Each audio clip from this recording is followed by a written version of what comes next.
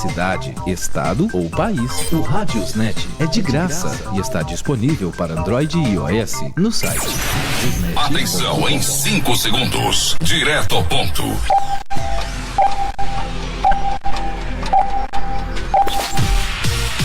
Agora no ar, um jornal dinâmico e com compromisso de levar a verdade.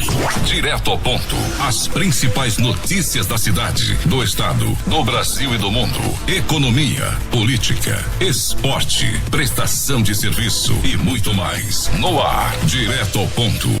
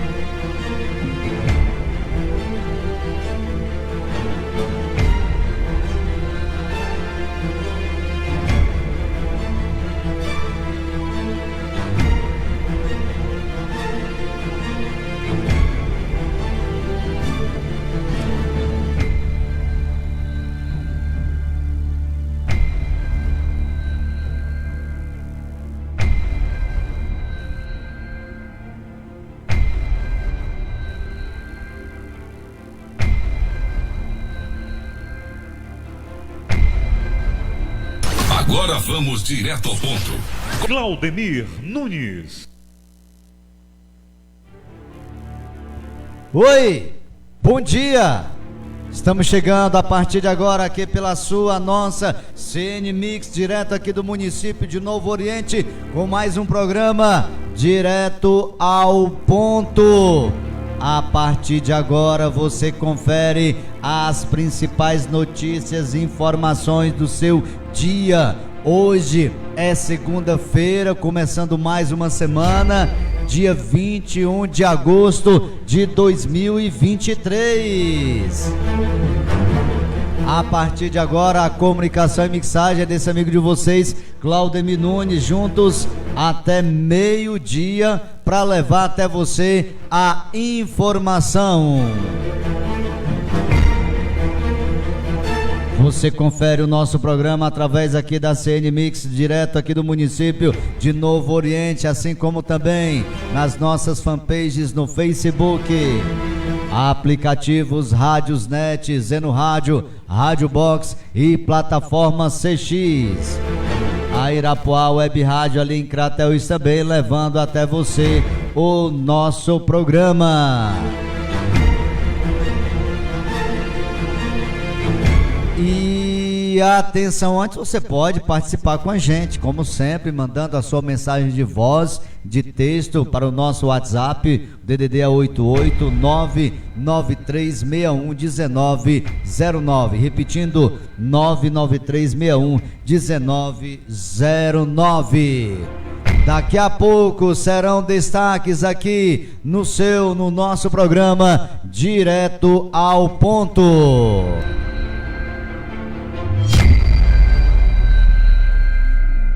E atenção, semana terá votação de requerimentos na CPI dos atos golpistas.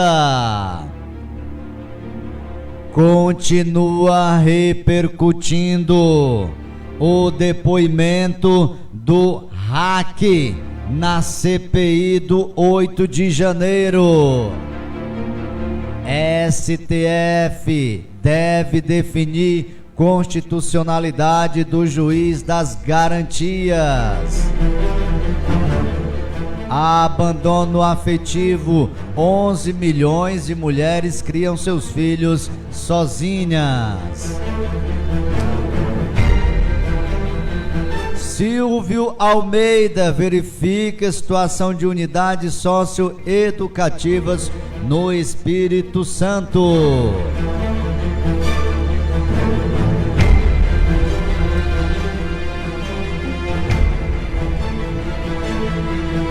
Mussum, o Filmes, é o grande vencedor do 51º Festival de Gramado. Banco não é responsável por uso de dado sigiloso fornecido por cliente.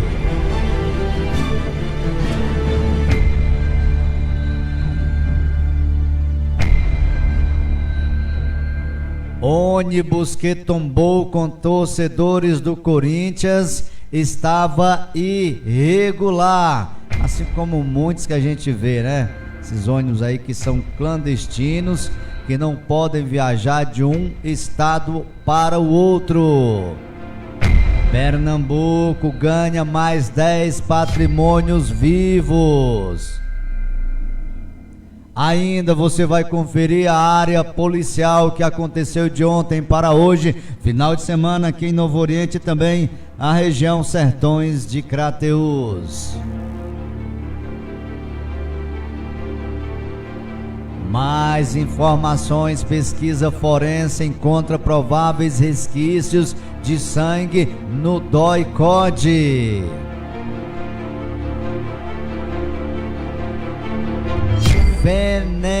Venetoraptor fóssil encontrado no Rio Grande do Sul era parente dos pterossauros.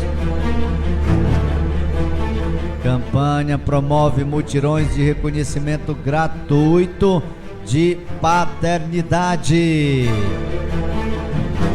A ONU condena assassinato de mãe Bernadette e pede investigação. Ainda falando sobre as milhas, empresa 123 Milhas, Procon pede explicações após a empresa suspender passagens. Daqui a pouco também detalhes de mais uma rodada do Brasileirão Série A e Série B. Desta feita com alegria para a equipe do Vasco da Gama. Venceu mais uma desta feita a equipe do Atlético Mineiro em pleno Maracanã lotado. Daqui a pouco mais destaques, portanto, da área esportiva aqui dentro do nosso programa. Essas e outras você confere aqui no nosso Direto ao Ponto até meio-dia, levando as principais informações que foi destaque, inclusive nesse final de semana, como também de ontem para hoje aqui no país, a nível de estado e também internacional.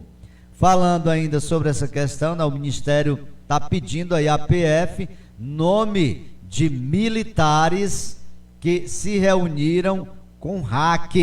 Isso ainda vai dar muito o que falar. Muita gente diz que o hack não tem o que provar, não tem provas. Vamos ver, vamos esperar. Perícia de celular assombra família Bolsonaro, né? Ministro aí Alexandre de Moraes já está pedindo aí perícia e as informações desses celulares. Eita, menino, vamos ver o que é que vai aparecer, vai acontecer por aí. São 10 horas 11 minutos, 10 e 11.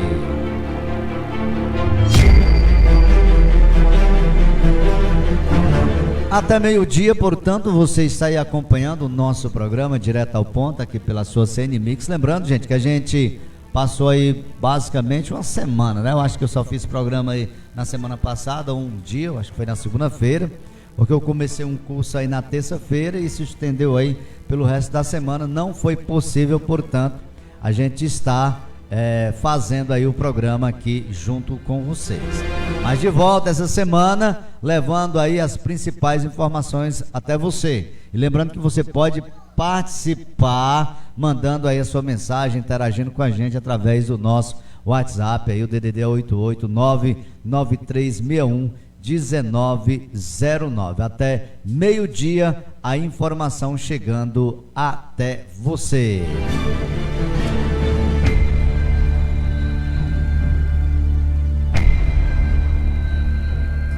Final de semana foi bastante movimentado, né?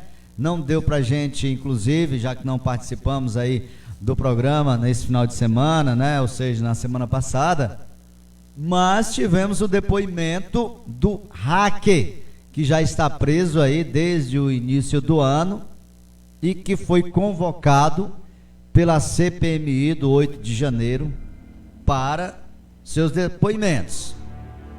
Segundo informações do mesmo, tudo foi procurado ser feito para tentar encontrar irregularidades nas urnas das eleições passadas, para denegrir as eleições ou pleito eleitoral. Nada foi provado, inclusive o próprio hacker falou lá para os integrantes da CPMI que lá estavam, que não é possível a questão do burlar as urnas eletrônicas através desse código, enfim. E foi questionado por outros também, inclusive do lado do Bolsonaro, da oposição, onde se falava se não era possível quebrar esse código-fonte, o que é que você foi fazer até lá? Ou foi procurado por Carla Zambelli, como se você quisesse ter vendido um produto sem ter como entregar? Outros diziam o seguinte, inclusive a fala do Moro foi em cima disso. Criminoso, você é um condenado, é criminoso, é isso, é aquilo. Mas pasmem os senhores, Carla Zambelli foi muito inocente de procurar um serviço já de uma pessoa que tem a libido aí, né, uma vida pregressa de escândalos e de crime, com coisas erradas. Quem estava certo? O próprio hacker ou a Carla Zambelli em procurar e levar até o presidente, o ex-presidente Bolsonaro? E que intuito foi esse de levar? Aí me vem as pessoas que são relacionadas à área bolsonarista me dizer, engraçado que nessas horas o hacker é o culpado de tudo, o hacker está mentindo, o hacker está em coparticipação com o PT. Estão falando aí que o hacker é petista, que o hacker foi amante do PT. Tudo agora que acontecer e for desfavorável ao Bolsonaro, tudo é aliado do PT, do petismo. Engraçado, né? Quer dizer que se aparecer algo que venha a condenar algum ato do Bolsonaro ou de seus filhos, tudo faz parte de um conluio das pessoas ligadas ao PT. E por mais que vamos lá mirabolosamente a gente fazer uma conspiração desse evento, desse tipo, vamos lá, vamos tramar e achar que o hacker foi lá até a Carla Zambelli oferecer os seus feitos, os seus serviços. Isso nem foi ele que foi lá, segundo informações foi terceiros que indicaram mesmo para a Carla Zambelli. E aí o cara, né, ele é petista, mas disse, não, eu vou lá, vou fazer a armadilha, a caveira aí da Carla e do Bolsonaro. Gente, não vamos ser tão ingênuo. Ninguém é ingênuo a a esse ponto de acreditar em tudo, enquanto você pode até não acreditar nas falácias do hacker, mas também você acreditar em tudo que vem de lá, tá de brincadeira, né? Quer dizer que a Carla Zambelli é inocente, foi até o hacker para provar uma coisa que ela não sabia se era possível, ela foi até lá e não pediu nada, ele não pediu nada em troca, o próprio Bolsonaro não pediu que fosse hackeada aí telefones, enfim, algo relacionado ao ministro Alexandre de Moraes. Inocência, gente, tem limite. E esse não é o limite que se dá para vocês que são tão inteligentes da direita, né? Então, gente, vamos botar aí as barbas de molho, porque muitos elementos estão a vir por aí, muitas provas, muitos questionamentos, e uma hora a casa cai. Não sei se é hoje ou amanhã, mas uma hora aparece, por mais que não queira. Aí eu falando ontem com um colega nosso, aí ele relatou inclusive falando da questão das joias. Mas e as joias? Você sabe que as joias aí tem uma lei, tem um decreto, inclusive na época mesmo do Bolsonaro, que se podia utilizar alguns desses bens, né? Mas eu estava ontem analisando, o que ainda pode se usar são bens relacionados ao pessoal. O que quer dizer pessoal? É uma camisa, algo que vai ser para si, não relacionado a joias. Uma camisa, um prato de comida, algo assim, desse tipo. Mas coisas de bem maiores, né, tem que ser devolvido. Inclusive, eu vi ontem um balanço aqui sobre as devoluções do presidente Lula. Inclusive, ele até quitou uma aí parcelado. A Dilma, que parece, não tem certeza se ela quitou dela, que era, ela ficou com um desses presentes aí, que dava em torno de 4 mil e poucos reais. Aí não tem certeza ainda se ela chegou a quitar esses vales, junto à União. Bolsonaro não, Bolsonaro está devendo, como eu falei para vocês. Então, gente, algo que você acha que poderia ser usado pelo Bolsonaro, muitas coisas não. Então, vamos analisar direitinho as coisas, vamos botar os pingos nos is, como diz aí, né, palavreado aí, né, antigo, e que vamos esperar.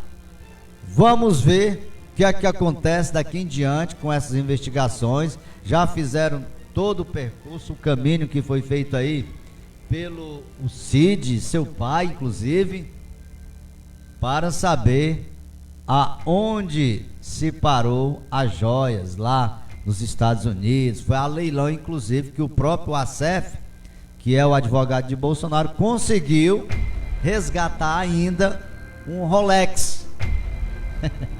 Brincadeira. Pasmem os senhores. Vamos aí então esperar por mais informações sobre essa novela que não para por aí. São 10 horas 20 minutos, 10h20 até meio-dia. Estamos juntos e misturados aqui através da sua CN Mix no programa Direto ao Ponto. Vamos trazer informações. A semana terá votação de requerimentos aí, portanto, na CPI dos atos golpistas.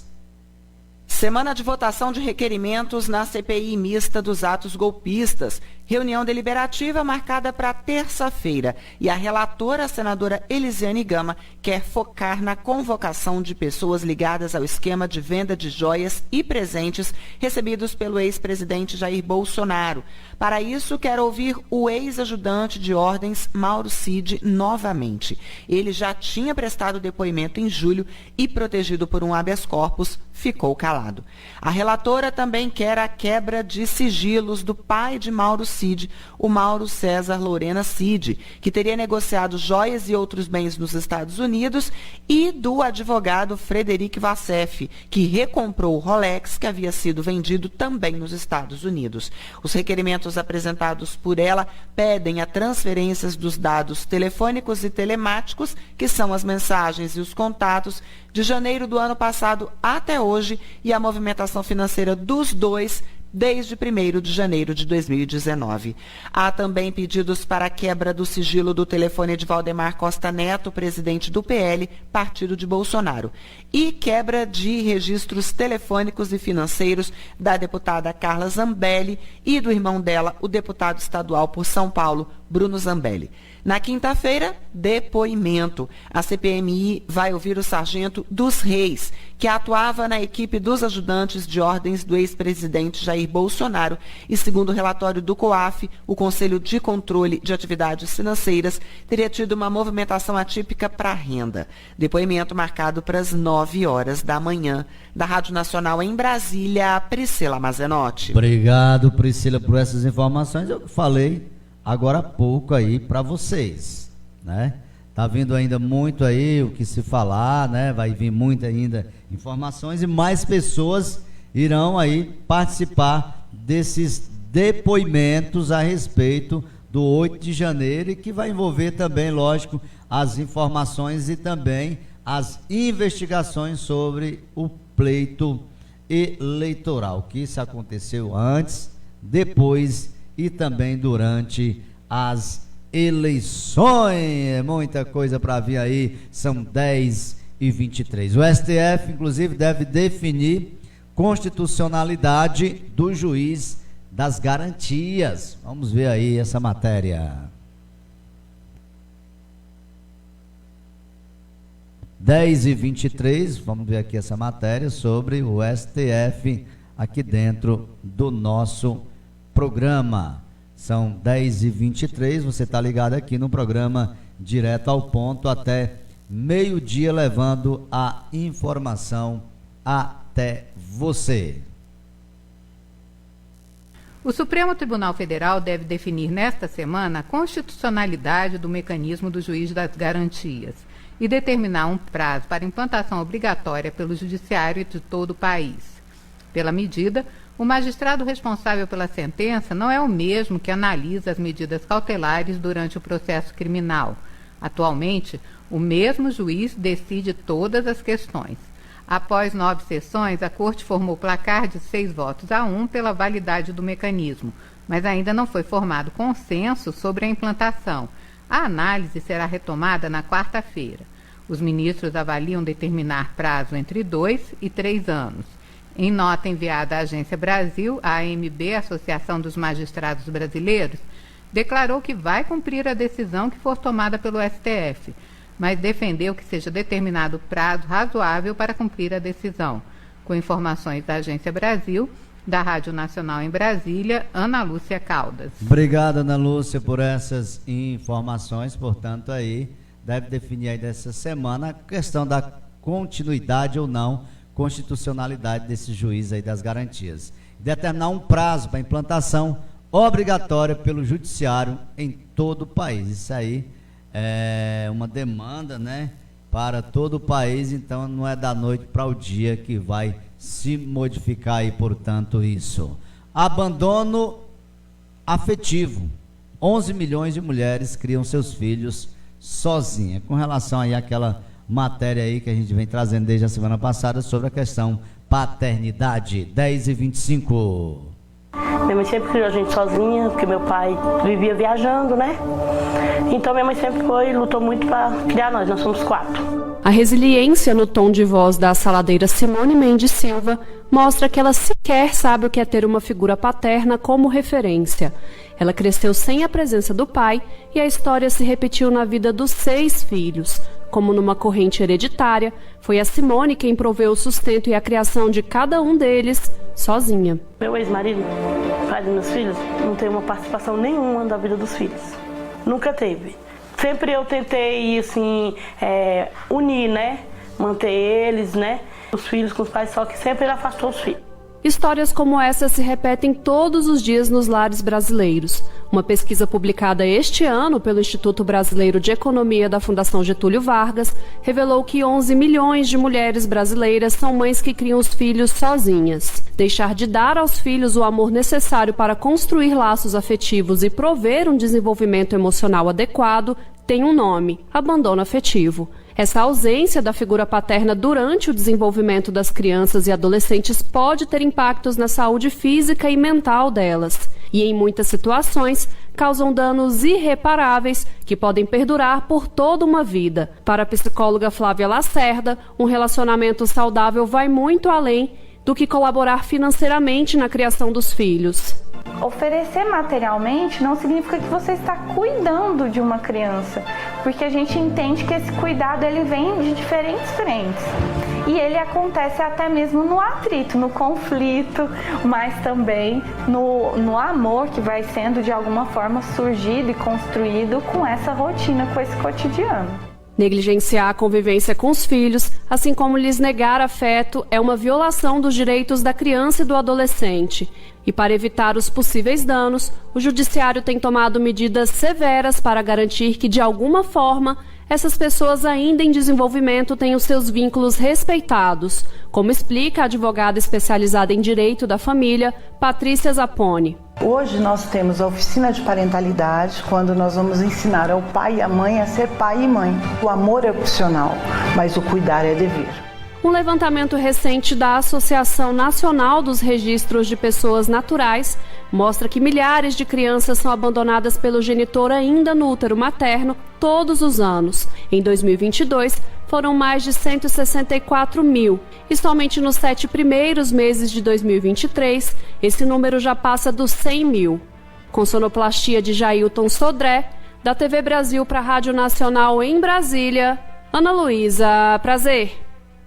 Ana Luísa, muito obrigado por essas informações aqui dentro do nosso programa, às 10 horas 28 minutos, 10h28. Eu vou um rápido aqui, intervalo, rapidez, a gente volta, é VaptVult aqui dentro do nosso Direto ao Ponto. Rádio CN Mix. A programação que faz a diferença. O rádio é moderno, sabe se adaptar aos tempos e está sempre atual. O rádio transmite sentimentos, desperta sensações, une pessoas e divulga o seu produto de uma forma criativa e inovadora. Não perca o seu tempo e o seu dinheiro com propagandas que não dão o resultado esperado. Anuncie no rádio. Música! Sumo! Sexo social amante, mas sinto ciúme. Você sabia que é possível ouvir nossa emissora também em seu smartphone ou tablet? Isso mesmo! Basta instalar o aplicativo Radiosnet e ouvir em sua casa, trabalho, na rua, em seu carro, em qualquer cidade, estado ou país. O Radiosnet é de graça e está disponível para Android e iOS no site radiosnet.com. Agora vamos direto ao ponto. Claudemir Nunes.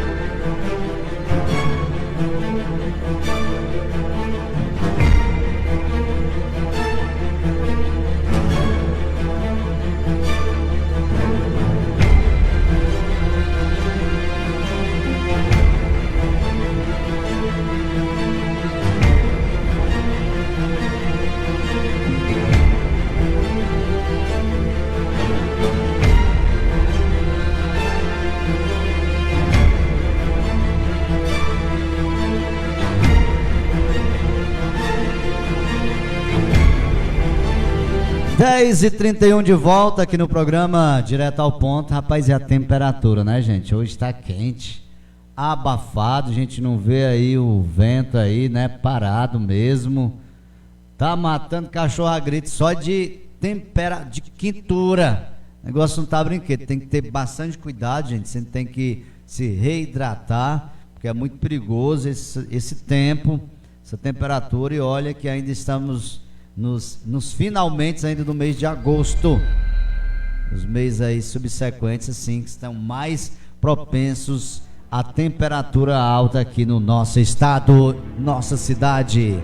10h32, aqui a informação não para até meio-dia. E a política local, né? A política e como andam, tudo que meio parado, né? A gente vê o pessoal meio parado, a não ser o pessoal do Conselho Tutelar se movimentando, né? Mas os demais aí meio que parado para as eleições do ano vindouro. Ano que vem aí, a gente vai ver aí a briga, meu amigo, acirrada aí em muitas cidades aqui da nossa região. Silvio Almeida verifica a situação de unidades socioeducativas ali no Espírito Santo.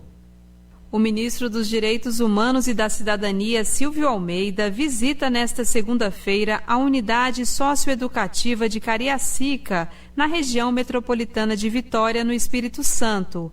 A agenda inaugura o projeto Caravana dos Direitos Humanos, que tem o objetivo de avaliar questões como superlotação, violações de direitos humanos e condições carcerárias em presídios e unidades do sistema socioeducativo de todas as regiões do país. As visitas contam com apoio de defensores públicos gerais e serão uma oportunidade, segundo a pasta, de diálogo com internos, trabalhadores do sistema educativo, movimentos sociais, Ministério Público e agentes do Estado sobre as medidas para a superação de violação de direitos reconhecidos pela Corte Interamericana de Direitos Humanos. Vinícius Chaves de Araújo, defensor público-geral do Espírito Santo, traz um panorama dos presídios do Estado, onde o número de presos é 54% superior ao que o sistema comporta. O sistema prisional do Espírito Santo ele já evoluiu bastante. Recentemente tivemos a inauguração de uma grande penitenciária, teve problemas no passado de muitas violações. Hoje o sistema é um sistema mais adequado, mas ainda tem problemas que têm que ser corrigidos. Existe uma taxa de ocupação das prisões aqui em 1,54%, quer dizer, 154% da capacidade. Tivemos uma redução do número de presos, mas ainda existe fatores que precisam ser corrigidos, principalmente estruturais, principalmente da questão de superlotação em algumas unidades. Vinícius Chaves de Araújo ressalta que a unidade socioeducativa de Cariacica, que será visitada pela comitiva do governo federal, já foi alvo de representação da Corte Interamericana.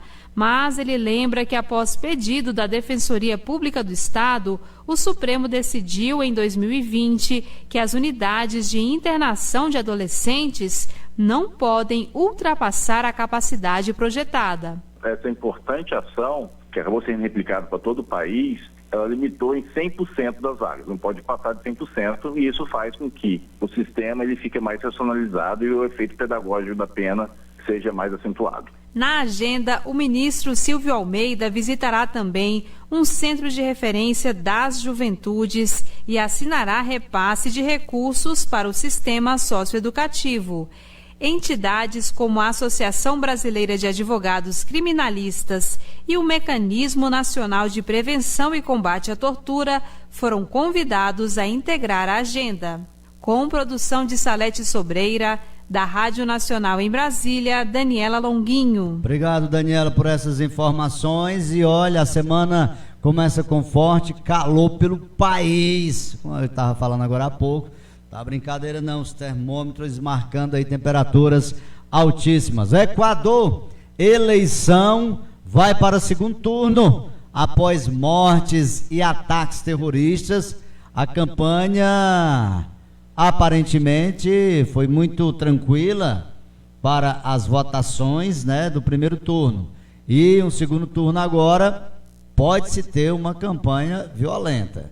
Há aquele que ficou no lugar do candidato que foi morto a tiros lá no Equador, né, o Ou seja, o mesmo ficou em terceiro lugar, né? Ficou em terceiro lugar. Em primeiro lugar ficou uma candidata lá de esquerda e em segundo uma área direitista, onde angariou bastante voto, apareceu recentemente e foi bem votado, né? Vai ser bastante disputado, portanto, né? Vai ser bastante disputado, portanto, é o segundo turno ali no país do Equador. Mais informações: Corintiano Moro tem acidente e celebrava aniversário com o time, né? Que tristeza, né, gente? Já já a gente vai trazer aqui mais informações, detalhes sobre esse acidente sinistro de trânsito, onde vitimou lá nas estradas de Minas Gerais, né? Um ônibus que levou, né, pessoas, corintianos, para assistir o jogo lá em Minas Gerais, onde a equipe do Cruzeiro e Corinthians se enfrentaram. E já na volta para casa, o ônibus tombou, né?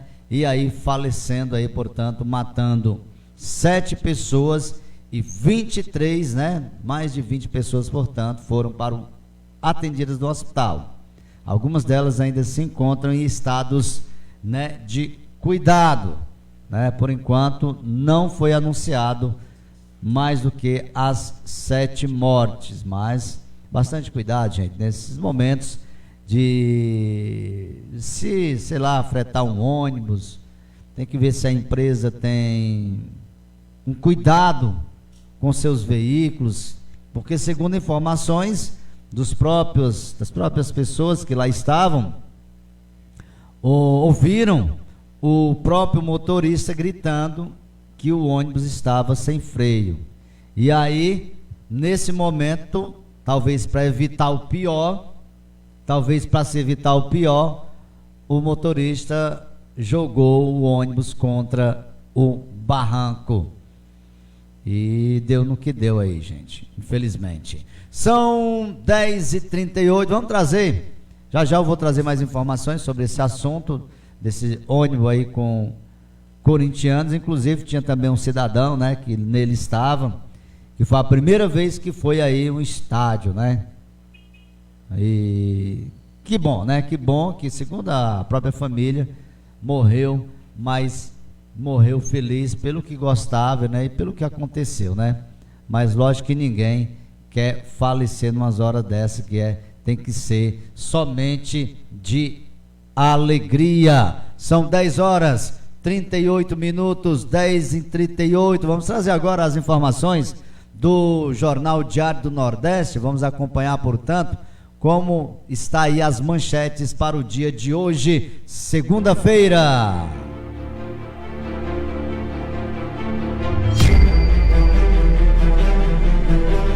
A bala passou perto da gente, história dos órfãos dos feminicídios e a subnotificação dos casos. Cearense tem prejuízo de 8 mil com falta de pagamento da Booking. Empresa alega problema. Como estão os pré-candidatos a prefeito de Fortaleza, um ano antes da campanha eleitoral? Aqui mostra imagens do próprio Sarto, atual prefeito de Fortaleza, do capitão Wagner, vai sair de novo como candidata, a Elisiane Lins, né? Deixa eu ver aqui, tem o próprio André Fernandes e também o André Figueiredo, o André Fernandes e já eu falo o nome desse daqui, tá me vendo aqui, Evandro Leitão. Isso, Evandro Leitão, que inclusive está indo para, tudo indica, para o PSB. 10h40, 10h40. Fortaleza divulga boletim médico de Emanuel Machuca. Ceará vai transformando acesso em uma missão muito difícil na Série B. Pois é, não deu certo novamente. Nova empresa cearense quer tirar condomínios do vermelho e investe 60 milhões. Homem é morto a tiros e mulher fica ferida em estacionamento de igreja evangélica no Passaré. Grupo Canopus expande a atuação da região metropolitana de Fortaleza e lança novo empreendimento em Maracanaú. Cearense maquia paisagens, artistas e figuras religiosas no próprio corpo e faz sucesso na internet. Sigilo quebrado, Diário do Nordeste lança podcast com casos criminais de grande repercussão aqui no estado. Prefeitos do Ceará mobilizam paralisação em 30 de agosto por mais recursos para municípios. Ceará tem 39 mil tentativas de fraude só no e-commerce. As fraudes da internet, fiquem bem atentos. 10h42, vamos conferir agora as informações, as manchetes do jornal O Povo, aqui também do estado do Ceará. São 10h42, 10h42.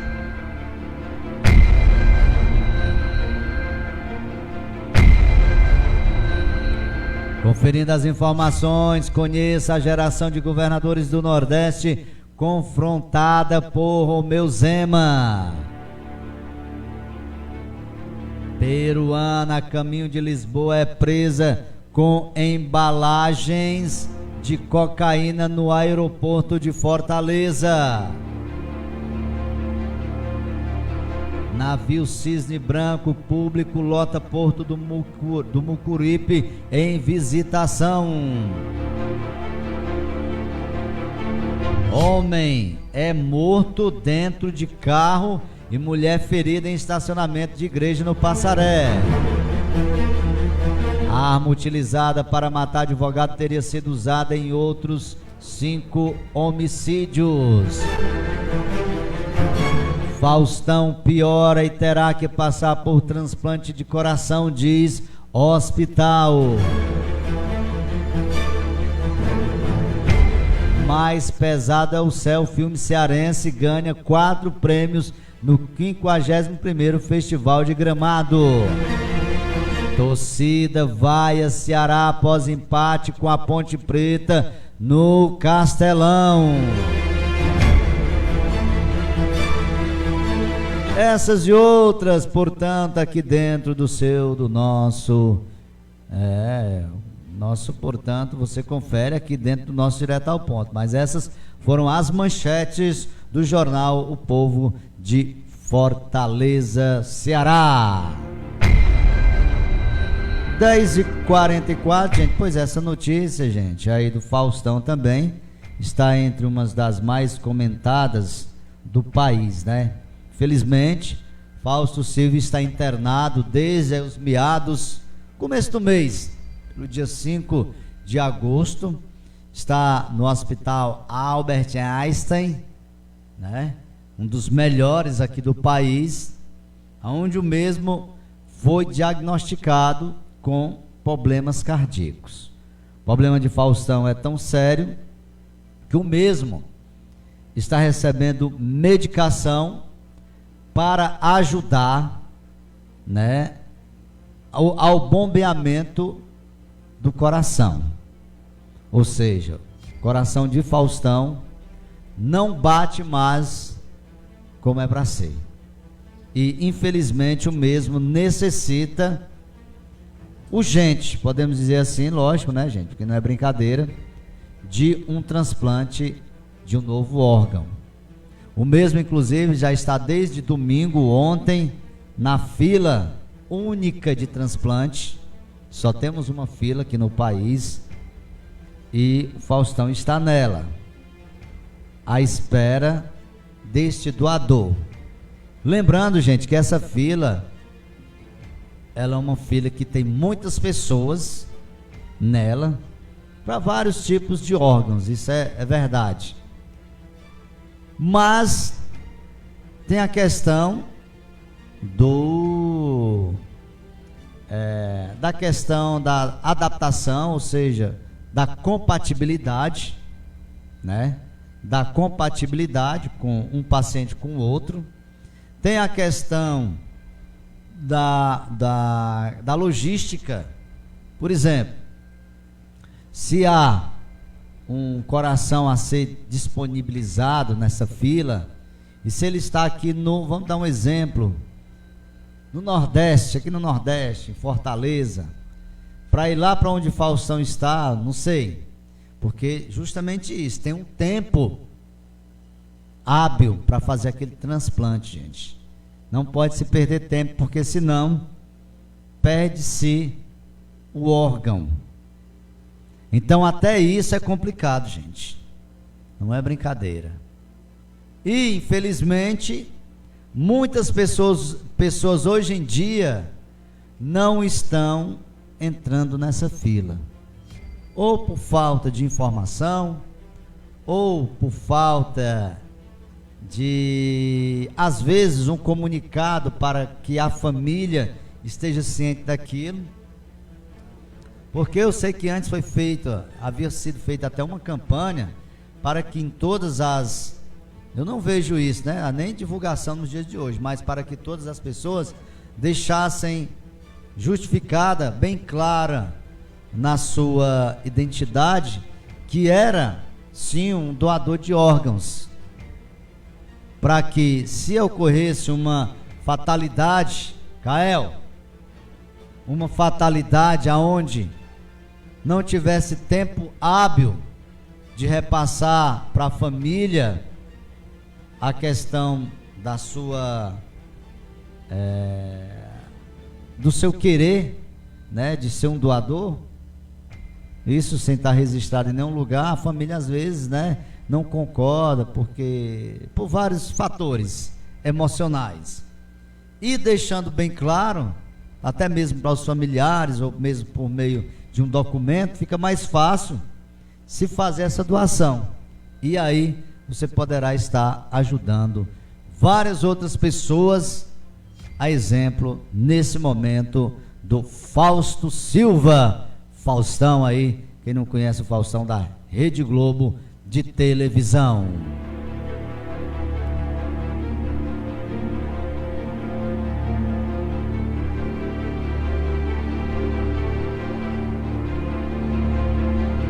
(10h49), 10h49 até meio-dia. Você confere o programa direto ao ponto. O Mussum, o Filmes, é o grande vencedor, portanto, aí do 51º Festival de Gramado. Vamos à matéria. Com 7 quiquitos, Mussum, o Filmes, do diretor, roteirista e ator Silvio Guindani, foi o grande vencedor da edição de número 51 do Festival de Cinema de Gramado. Ele conta a história do sambista e humorista Antônio Bernardes Gomes, o Mussum. Os outros 2 grandes vencedores da noite foram Tia Virgínia, com 6 prêmios, e Mais Pesado é o Céu, que levou 4 troféus. Os 3 longas concentram todos os prêmios da categoria Longas-Metragens Brasileiros. O filme, que conta as origens de Mussum, para além do que conhecemos dele como artista, recebeu os prêmios de melhor filme, melhor ator para Ailton Graça, que interpreta o humorista na fase adulta, melhor atriz coadjuvante para Neuza Borges, que deu vida à mãe do sambista, melhor ator coadjuvante para Yuri Marçal, que interpreta Mussum na juventude, melhor trilha musical e melhor filme pelo júri popular, além de uma menção honrosa para o maquiador Martim Macias Trujillo. O ator Ailton Graça agradeceu aos familiares de Mussum. É a primeira vez que eu estou em Gramado, é a primeira vez que eu estou aqui, é a primeira vez que eu estou recebendo um prêmio na minha vida pro cinema. E sobre esse prêmio eu queria também agradecer aos filhos do Mussum, ao Sandro, ao Antônio, que já trabalhou comigo na minha primeira novela. Eu queria agradecer também ao Sandro e ao Augusto, que quando eu estava dentro da mangueira, caracterizado, eles me abraçavam e me chamavam de pai. Eles me chamavam de pai, então eles viram o Mussum em mim. Já o filme protagonizado pela atriz Vera Holtz, Tia Virgínia, que trata do encontro de 3 irmãs durante os festejos de Natal, onde verdades e ressentimentos que a distância deixou silenciados vão sendo expostos, recebeu os prêmios de melhor filme pelo júri da crítica, melhor direção de arte, melhor som e melhor roteiro para Fábio Meira, também diretor do longa. Meira já havia ganhado 2 quiquitos em 2017 com melhor roteiro e melhor filme pelo júri da crítica por Duas Irenes. Tia Virgínia também recebeu 2 prêmios de interpretação, uma menção honrosa para a atriz Vera Valdez e melhor atriz para Roots, que homenageou as irmãs na vida e na ficção. Eu queria agradecer a todas as pessoas que mantêm esse festival há 51 anos. Eu queria agradecer as minhas irmãs Arlete Salles, Luiz Cardoso, na ficção, e as minhas irmãs, na realidade, Regina, Rosa e Tereza, que já nos deixou. Muito obrigado. Outro título reconhecido pelo júri em Gramado foi Mais Pesado é o Céu. O cearense Petros Cariri levou o prêmio de melhor direção para longa brasileiro e a atriz Ana Luísa Rios levou o prêmio especial do júri. O filme foi premiado também em 2 categorias técnicas, montagem e fotografia. O festival também premiou candidatos em outras categorias nos segmentos filmes gaúchos, documental e curtas-metragens. No site festivaldeGramado.net é possível conhecer todos os vencedores. Da Rádio Nacional em São Luís, Madison Euler. Obrigado, Madison, por essas informações. Inclusive, eu falei agora há pouco que um filme cearense também aí recebeu 4 premiações aí neste festival que sempre está trazendo aí, né? E deixando claro que o filme nacional, ou seja, o cinema nacional, é sim um bom produto aqui, não só para os brasileiros, mas também para exportação. São 10h53, falando das questões sobre bancos, falando sobre as questões de golpes. Tenha cuidado, porque quando cai algum dos seus alguma das suas senhas, alguma coisa relacionada à sua conta nas mãos de pessoas erradas, é uma dor de cabeça para você reverter, inclusive conseguir algum estorno ao banco. E com isso o banco fala, não é responsável por uso de dados sigiloso fornecido por cliente. Quando ele diz fornecido, é porque às vezes a gente, sem querer ou induzido, você repassa algum dado seu para bandidos, e aí eles agem como se fossem vocês. Vamos à matéria. A 10ª Vara Federal de Porto Alegre negou pedido a um casal que buscava reparação de danos e indenização em função de transferências realizadas de suas contas bancárias da Caixa Econômica Federal por meio de golpe. Segundo o relato do casal, o marido recebeu uma ligação em que a pessoa dizia ser do suporte da Caixa solicitando a ele uma atualização bancária. Sem questionar, ele apenas repassou a ligação para a esposa, que também não suspeitou de qualquer indício de fraude. Ela seguiu as orientações do suposto funcionário, realizando o passo a passo da gravação enviada pelo WhatsApp, fornecendo inclusive senha do aplicativo e o CPF do titular, tanto do marido quanto dela, que também possui conta no mesmo banco. Momentos depois, o casal começou a receber mensagens de transações bancárias, como empréstimos, CDC, Pix e saque, sendo realizados nas contas de ambos. Só aí perceberam terem sido vítimas do golpe financeiro. Eles contestaram as movimentações junto à Caixa Econômica Federal, que negou a responsabilidade pelos fatos ocorridos. Uma tentativa de golpe parecida aconteceu com a professora Andréa Souza. Ela relata que recebeu uma ligação de um suposto funcionário do Banco de Brasília, onde ela tem conta. E aí me disse que tinha ocorrido um saque na minha conta, e se eu tinha visto, né, esse saque, e era no valor de 10 mil. Em seguida ela pediu para eu abrir o meu aplicativo, né, para ver se tinha sido descontado esses 10 mil. Aí eu abri, disse que não tinha. Aí ela falou assim, é porque o seu aplicativo está desatualizado. E aí ela disse que para atualizar eu tinha que seguir o passo a passo. Aí assim, me deu uma coisa na cabeça, eu fui e desliguei. E aí eu entrei em contato com o banco e deu o número da ligação, né? E o funcionário falou que o número não era do banco, que era um golpe. A advogada do Instituto Brasileiro de Defesa do Consumidor, Carolina Vesentini, reforça que os avanços tecnológicos estão ampliando as modalidades de aplicação de golpes e que os golpistas se passam inclusive por pessoas próximas da possível vítima. Ela dá uma orientação prática para os casos de golpe por ligação telefônica. Então, assim, a gente tem que tomar muito cuidado quando a gente recebe algum produto em casa, quando a gente recebe uma ligação, uma mensagem de WhatsApp, clicar no link, desconfiar de qualquer operação. A gente tem que literalmente hoje desconfiar de tudo e de todos. Se você receber uma ligação, né, de alguém falando, que é do banco, primeiro que assim, o banco não liga, né, assim, pedindo dados.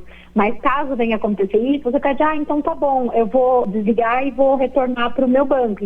E nunca fornecer nenhum dado, né? Principalmente que tenha coisas, assim, dados sensíveis, né, intransferíveis e pessoais.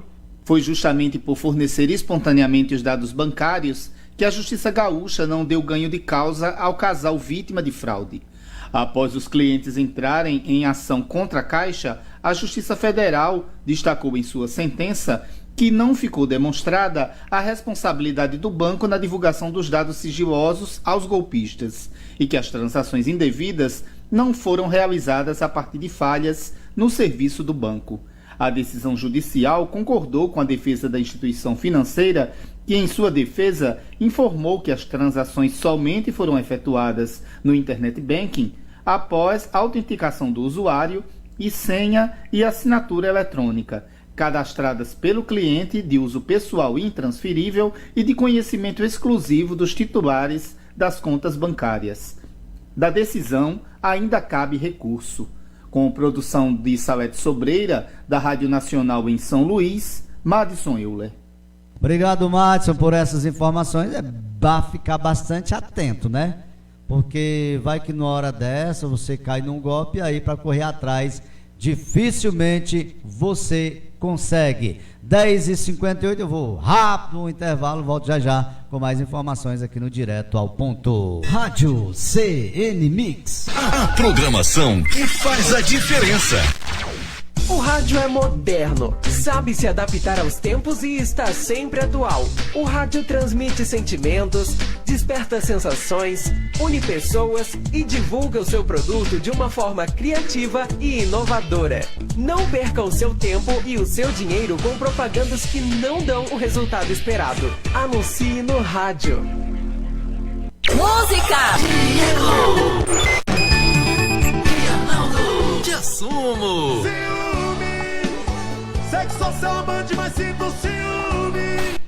Você sabia que é possível ouvir nossa emissora também em seu smartphone ou tablet? Isso mesmo! Basta instalar o aplicativo Radiosnet e ouvir em sua casa, trabalho, na rua, em seu carro, em qualquer cidade, estado ou país. O Radiosnet é de graça e está disponível para Android e iOS no site radiosnet.com. Agora vamos direto ao ponto. Claudemir Nunes.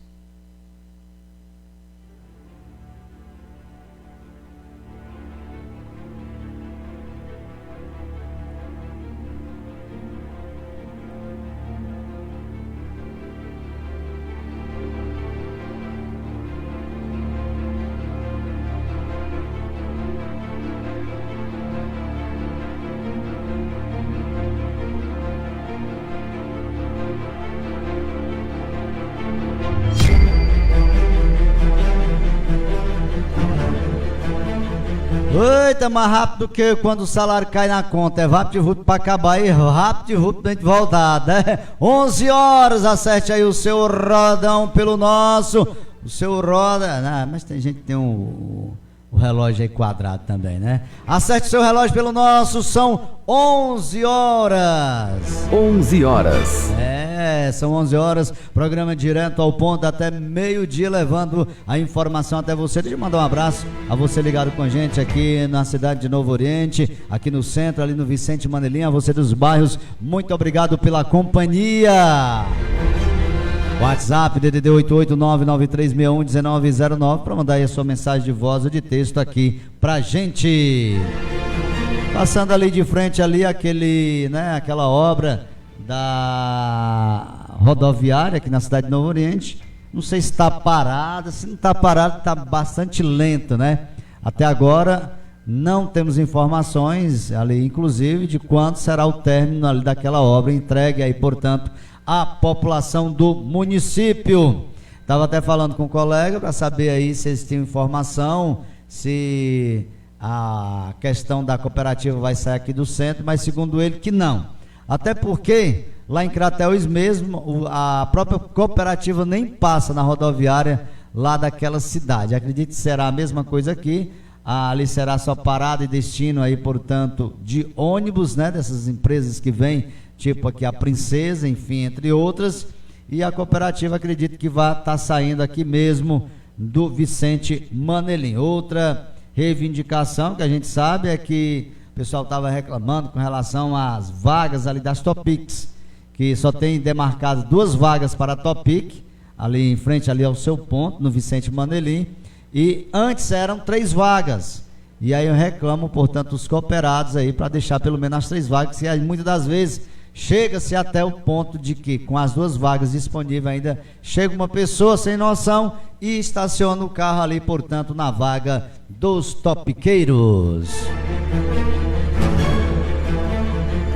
11h42. Aqui, meu amigo, a informação não para. Vamos de mais informações. Ônibus que tombou com torcedores do Corinthians estava irregular. O ônibus com torcedores do Corinthians, que capotou em Minas Gerais, causando 7 mortes, estava viajando de forma irregular. De acordo com a NTT, a Agência Nacional de Transportes Terrestres, o veículo não tinha registro nem autorização para realizar o transporte interestadual de passageiros. O acidente ocorreu na madrugada deste domingo, quando o ônibus retornava de Belo Horizonte para São Paulo, com torcedores do Corinthians que haviam assistido a partida do Clube Paulista contra o Cruzeiro. Na descida da serra da BR-381, a rodovia Fernão Dias, o motorista chegou a gritar que o veículo estava sem freios. Em seguida, o ônibus bateu em um barranco e capotou, segundo o relato do Corpo de Bombeiros Militar de Minas Gerais. 43 pessoas estavam a bordo do veículo e 7 torcedores morreram no local do acidente. Os bombeiros conduziram outros 27 feridos para hospitais da região, sendo que um deles estava em estado grave, mas sem risco de morte, segundo o boletim médico. Ainda nesse domingo, o presidente Lula manifestou solidariedade às famílias das vítimas nas redes sociais e cobrou que as causas do acidente sejam apuradas. Da Rádio Nacional em Brasília, Daniel Ito. Pois é, gente, a gente fala nessa questão de veículos clandestinos ou que não tem a devida, né, licença para estar trafegando aí nas rodovias, inclusive aí pela ANTT, e aí quando acontece aí infelizmente um acidente desse, onde vitimiza inclusive pessoas que vão a óbito, né, a gente lamenta e pede uma fiscalização mais intensa com relação aí à Agência Nacional de Transporte. A gente sabe que é difícil, porque, meu amigo, num patamar grande como é o nosso país, muita gente viajando, se transportando de um lugar a outro, e fica bastante difícil, né, ter uma fiscalização mais assídua com relação a isso. Não digo nem com relação à questão da fiscalização da NTT, mas se for repassado, inclusive, para as polícias rodoviárias, coibir mais essa questão aí clandestina, eu acho que chegaremos a um consenso. 11h05, 11h05, Pernambuco ganha mais 10 patrimônios vivos. Vamos à matéria. Dentro da programação da Semana do Patrimônio Cultural de Pernambuco, que segue até o fim deste mês, foram reconhecidos e diplomados no Teatro de Santa Isabel, no Recife, mais 10 patrimônios vivos que contribuem para a manutenção da cultura e das tradições do Estado. Assim, Pernambuco passa a ter 95 patrimônios vivos registrados de diferentes regiões. Foram escolhidos mestres, mestras e grupos ligados ao afoxé, reizado, frevo, coco, canta cantadeiras, forró, dentre outras manifestações que contribuem para diferenciar e renovar a identidade cultural pernambucana, como destacou a governadora Raquel Lira durante o evento de diplomação. O quanto cada um de nós, pernambucanos, de nascença ou de adoção, se enxergam quando cada um dos que estão aqui são homenageados, se manifestam na sua cultura, na sua arte, na sua tradição, pelas diversas expressões daquilo que é a raiz do estado de Pernambuco. Quero que a gente tenha, de fato, devolvida a autoestima que vem das tradições do nosso povo, de garantir cabeça erguida, levantada, para seguir em frente, sempre garantindo que nós nos diferenciamos do povo inteiro do mundo pela nossa cultura. Um dos grupos reconhecidos pelo título foi o grupo Afoxé Alafinhoió, de Olinda. O presidente do grupo, Fabiano Santos, conta que o combustível que move o grupo vai para além da contribuição cultural. Somos o Afoxé que fazemos a formação desde sua essência, constituímos a relação junto com o Movimento Negro Unificado. Nós estamos e divulgamos e propagamos e quebramos todas as relações de intolerância, machismo, racismo, né, as mazelas humanas. Nós somos esse espaço de formação, né, da cultura negra pernambucana. Com mais de 75 anos de história no carnaval, a troça carnavalesca Pitombeira dos Quatro Cantos, também com sede em Olinda, foi mais um dos grupos que receberam o título. Hermes Neto, presidente da Pitombeira, falou da importância do reconhecimento. O merecimento da Pitombeira, eu acho que vem pelo que ela vem fazendo na trajetória na vanguarda do frevo, aqui em Pernambuco. Sempre abrindo espaço para novos passistas, novos músicos, orquestra. Então esse trabalho eu acho, Paulo Frevo, eu acho que é muito importante. E agora, depois de ganhar esse título, é fazer um trabalho belíssimo. Os artistas eleitos passam a receber uma pensão vitalícia, seja como pessoa física, seja como pessoa jurídica, e em contrapartida, é dever do patrimônio vivo participar de programas de ensino e de aprendizagem dos seus conhecimentos e técnicas organizados pela Secretaria de Cultura do Estado. De acordo com a pasta, Pernambuco foi o primeiro estado a implantar efetivamente uma política de registro das tradições culturais populares e de valorização dos detentores desses conhecimentos tradicionais. Da Rádio Nacional em São Luís, Madison Euler. Obrigado, Madison, por essas informações aqui dentro do nosso programa. 11 horas, 9 minutos até meio-dia, o programa direto ao ponto. Hoje é segunda-feira, início de mais uma semana, praticamente a última do mês de agosto. Hoje, 21 do mês de agosto do ano de 2023. Vamos com mais informação. Lula já está na África do Sul para a 15ª cúpula do BRICS.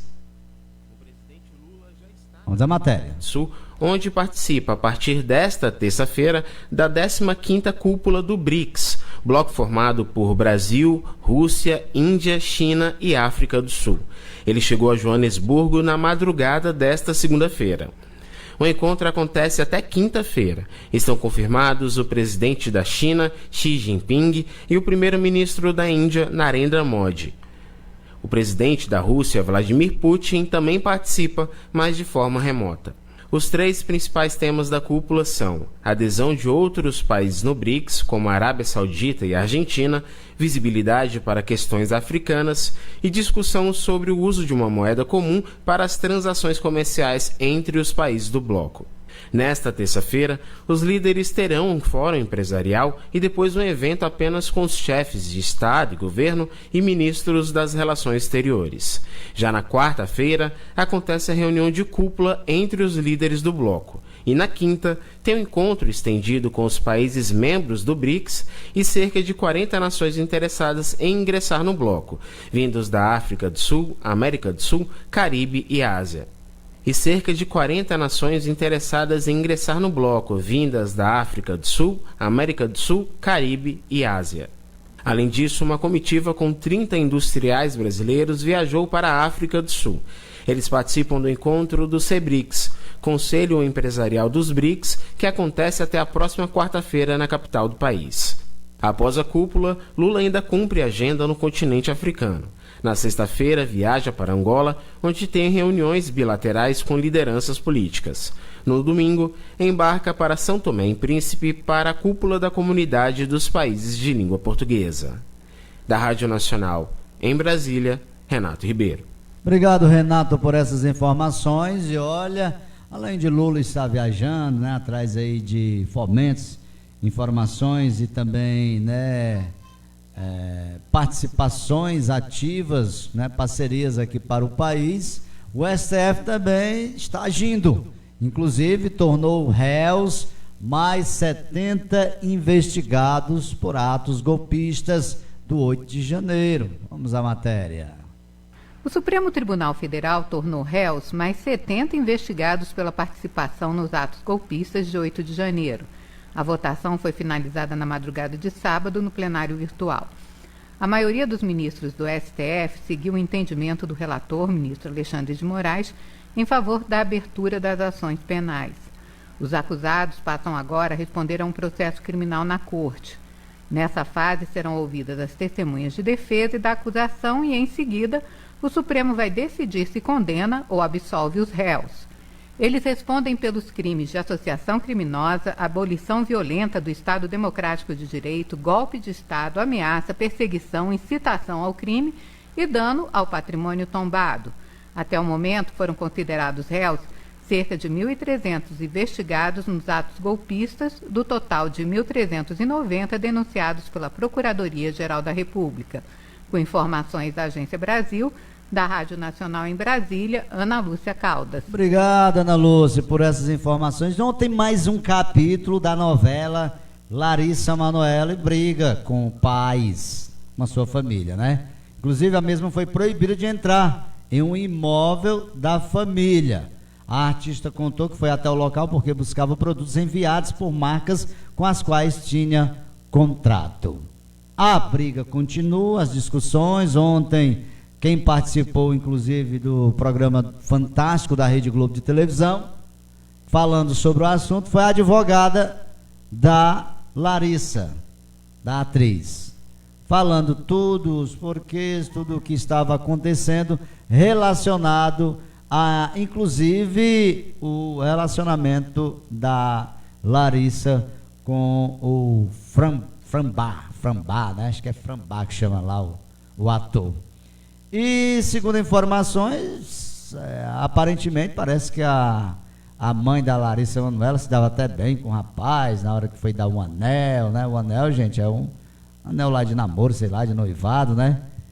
E de uma hora para outra parece que o negócio se desfez entre eles, enfim. Uma das mensagens que foi demonstrada, inclusive, na TV ontem, uma mensagem que a Larissa parece que já estava mal com a mãe, com o pai, enfim, não estava num bom relacionamento, mas foi na época do Natal, gente, né? O Natal, Feliz Natal! Mamãe, tudo de bom? Mandou isso para ela. Mesmo a gente com problema, eu quero que a senhora seja feliz, ter tudo bem. Porém, a mãe dela disse o seguinte: vá merda! Ixi, eu disse merda aqui, né? Na televisão não foi dito, não. Vá mer! Aí, né? Mer! Aí, minha amiga, a mãe dela disse: ó, eu nem ouvi, eu nem li a sua mensagem, apaguei, não quero saber, esqueça que sou sua mãe. Rapaz, aonde chega a briga por conta do dinheiro, né? Pra vocês verem, né? Não dava tudo certo, né? A Larissa com a mãe dava uma pontinha aqui, uma pontinha ali, ia sobrar, todo mundo ia comer. Aí numa hora dessa aí, rapaz, é complicado, né? Brincadeira, né? Brincadeira acontece aí quando se mexe aí com dinheiro. E ontem foi falado também de umas valores absurdos que estavam sendo transferidos da conta pessoal da Larissa para a conta dos pais. Engraçado é que eu não dá uma misturada, gente, que às vezes dá um nó na cabeça da pessoa, que eu não sei se quem tem razão é a Larissa ou é se os pais, porque Até pouco tempo a Larissa disse que não tinha nem dinheiro. Que dinheiro até para pedir para pagar um Pix, a gente vai a tal extremo que diz que para pagar 1 milho, né, na praia tinha que pedir um Pix aí de R$10, 15, 20, sei lá, para pagar. Aí eu não sei se chegava a tanto isso, né? Mas vamos lá. E disse que não tinha acesso a esse dinheiro. Por outro lado, a mãe disse, o próprio advogado da mãe falou que ela tinha cartão de crédito, tinha mesada, sei lá, não sei de quanto. Nunca foi falado isso. E de uma hora para outra, a gente vê lá, né, que foi feita essas transferências, tinha muito dinheiro. Então esse dinheiro, será que a atriz tinha acesso a ele ou não? E como é que ela teve agora? Foi por conta da advogada? Para saber aí a questão dos montantes? É bem complicado, não sei quem mente, quem diz mais, quem fala. Eu sei que é uma coisa que está tão fora da bolha, se tornando tanto um absurdo desse. Engraçado que eu vi aqui hoje já a Patrícia Poeta falando, esse negócio da família, mas esperamos que se ajeite, mas todo domingo está saindo, né? Para inflamar mais ainda. Uma coisa que poderia estar em segredo de justiça, ou sei lá o que, né? Resolvido só entre eles, mas aí está sendo divulgado, para todo mundo, né? Só o Brasil não, mas fazer o quê, não? São 11 horas, 17 minutos, daqui a pouquinho a gente vai trazer também as informações da área policial aqui dentro do nosso programa. Lá em Crateús está acontecendo as Olimpíadas Escolares, lá no ginásio Deromi Melo, lá na cidade de Crateús, né? Ginásio aí, portanto, com muitas pessoas, muitos alunos aí participando, portanto, dessas Olimpíadas Escolares. Pesquisa forense encontra prováveis resquícios de sangue lá no DOI-CODE, onde funcionou aí antes aí uma espécie de prisão de tortura, né? Vamos lá a matéria. Prováveis vestígios de sangue, marcações de tempo feito por algum prisioneiro e grande interesse da comunidade local em revisitar a memória dos tempos da ditadura militar. Estes foram os principais achados e conclusões da primeira etapa da pesquisa de arqueologia pública forense realizada nas 2 primeiras semanas deste mês de agosto no DOI-CODE em São Paulo, local de torturas e prisões durante a ditadura militar. Mais de 800 pessoas visitaram o local nas 2 últimas semanas. Foram colhidos também 23 depoimentos de vítimas de torturas no DOI-CODE. O grupo de trabalho reuniu professores e pesquisadores da Unicamp, Unifesp e UFMG, com financiamento do CNPq e da FAPESP. Eles utilizaram luminol, reagente para encontrar sangue e, em alguns locais, apareceram vestígios de sangue.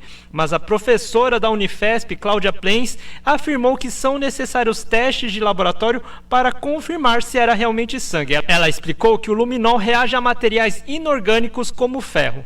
Mas o luminol ele reage a vários vestígios que tenha ferro ou cobre. Tá? Então, a gente não pode, a priori, identificar o que foi que reagiu. A gente vai ter que levar todos esses vestígios agora para o laboratório. As marcações de tempo de um prisioneiro encontradas no banheiro podem ter sido feitas no ano de 1970 ou 1981, de acordo com os pesquisadores. A previsão é que as conclusões dos testes em laboratórios saiam em 6 a 8 meses. O principal objetivo do estudo é transformar o local, localizado nos fundos de uma delegacia da Polícia Civil na Rua Tutóia, em São Paulo, em memorial da resistência à ditadura. A historiadora Fernanda Lima falou que a principal pergunta de estudantes sobre o porquê os vizinhos do DOI-CODE não denunciavam as torturas levam às reflexões sobre o presente. Especialmente no contato com as novas gerações, as escolas, né, foi muito impressionante, porque os alunos eles fazem perguntas que às vezes a academia não é capaz de fazer. E uma das perguntas que me marcou muito, que era frequente, né, era: mas professora, os vizinhos não faziam nada, eles ouviam, como era isso, né? E aí eu sempre devolvi essa mesma pergunta para eles, né? A tortura acabou no Brasil? O que a gente tem feito, né? O que nós vizinhos temos feito também para a tortura que permanece?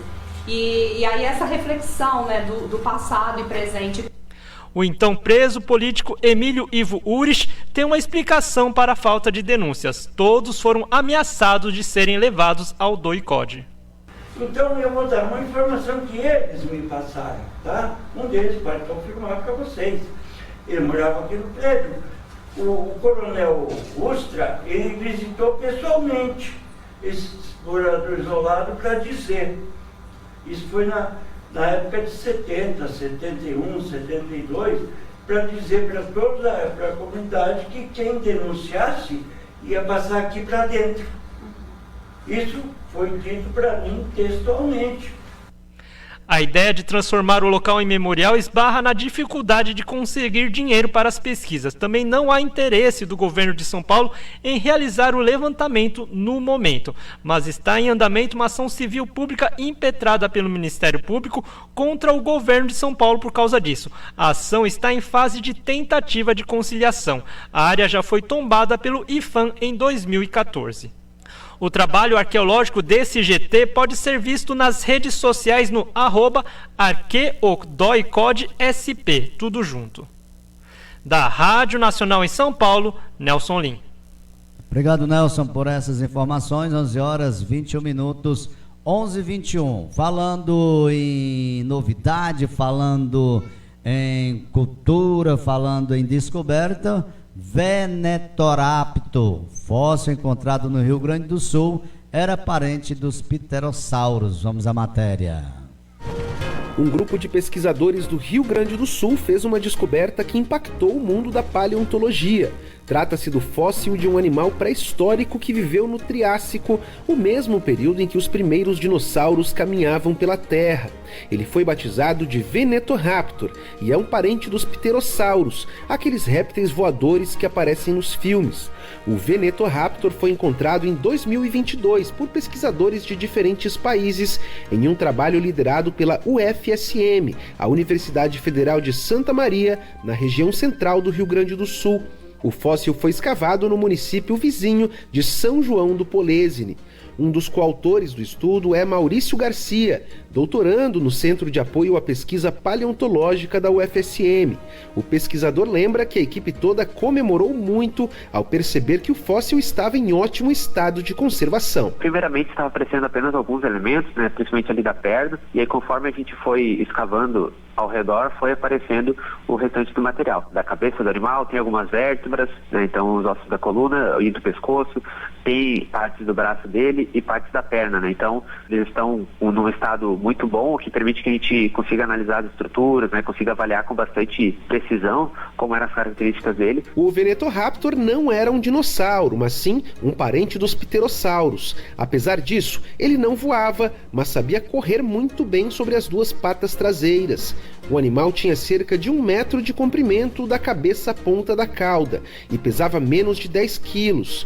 Mas o Venetoraptor também apresentava algumas características físicas bem diferentes em relação a outros répteis do mesmo grupo, e esse detalhe chamou a atenção da comunidade científica internacional.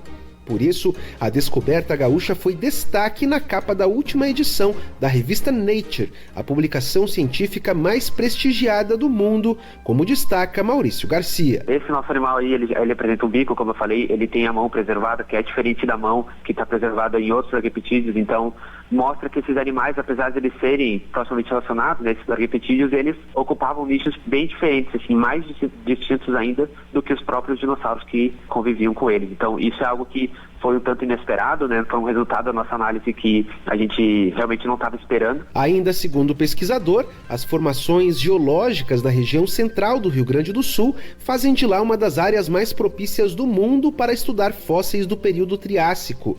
Com a descoberta do Venetoraptor, agora a região deve ganhar ainda mais interesse dos paleontólogos. No Triássico surgem várias das linhagens que hoje em dia dominam os ecossistemas, pelo menos em questão de vertebrados. Se alguém quiser estudar a origem dos dinossauros, vai ter que olhar os fósseis que a gente tem aqui. Se alguém quiser estudar a origem dos crocodilos ou das linhagens próximas aos crocodilos, vai ter que estudar esses fósseis que são encontrados aqui. Dos mamíferos também, a mesma coisa. A gente tem aqui, todo mundo que quiser estudar a origem de vários desses grupos tem que vir aqui ver os nossos fósseis, Não é que também não sejam encontrados fósseis parecidos em outros lugares do mundo, mas aqui a gente tem uma abundância e uma preservação que são fantásticas. O nome do Venetoraptor é uma homenagem à validade Vale Vêneto, uma localidade turística de colonização italiana que fica em São João do Polesine, o município onde o fóssil foi encontrado pelos pesquisadores da UFSM.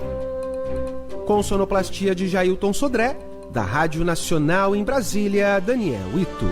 Obrigado, Daniel, por essas informações. Às 11 horas 26 minutos, 11h26, programa direto ao ponto aqui pela sua rádio CN Mix. Até meio-dia, a informação precisa para você. Daqui a pouco, a área policial e também a esportiva aqui dentro do nosso programa.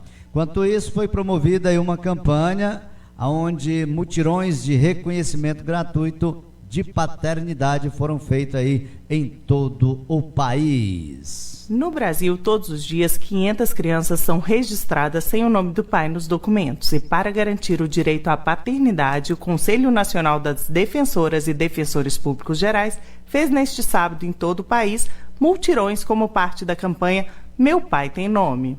O supervisor de restaurante Patrick de Oliveira foi à Defensoria Pública do Distrito Federal com Heloísa, de 5 anos, para fazer o exame de DNA e dar início ao processo de reconhecimento gratuito de paternidade. Agora, com essa campanha aí de colocar o nome na certidão, agora com certeza vou ficar mais tranquila, agora mais seguro, mais responsa. A empregada doméstica Marli da Silva, avó de Miguel, de 9 anos, também compareceu ao mutirão para incluir o nome do pai da criança na certidão de nascimento. O pai dele já não está aqui, então, para mim, para o meu marido, é muito importante, né, que a gente cuide dos nossos netos como se ele estivesse aqui, né?